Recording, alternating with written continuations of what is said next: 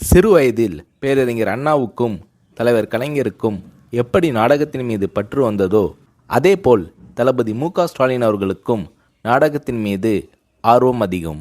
அவர் வளர்ந்த சூழ்நிலை அரசியல்வாதிகளின் கருத்துக்கள் உலா வந்த காலம்.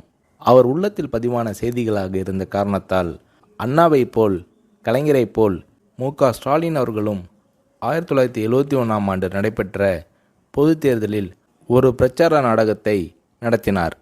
முரசே முழங்கு என்று பெயர். நாடகத்தில் தலைவர் கலைஞர் வேடத்தை தளபதி அவர்கள் ஏற்று நடித்தார். நாடகத்திற்கு எம்ஜிஆர் அவர்கள் தலைமை தாங்கினார்.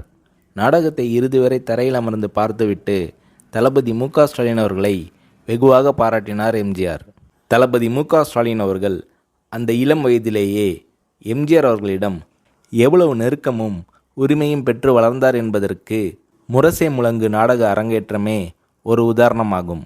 அது மட்டுமல்ல, எம்ஜிஆர் அவர்கள் படம் வெளியாகும்போது முதல் காட்சியிலேயே எம்ஜிஆர் அவர்களின் திரைப்படத்தை தியேட்டரில் மு.க.ஸ்டாலின் அவர்கள் பார்த்து விடுவார்.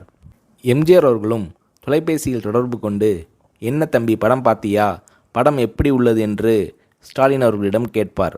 மு.க.ஸ்டாலின் அவர்களும் தான் ரசித்த காட்சிகளை சொல்வார். அத்தகைய பாசமும் பண்பும் கொண்டு பழகினார் தளபதி மு.க.ஸ்டாலின் அவர்கள். எம்ஜிஆர் அவர்களின் நல்ல ரசிகராக இருந்தார்.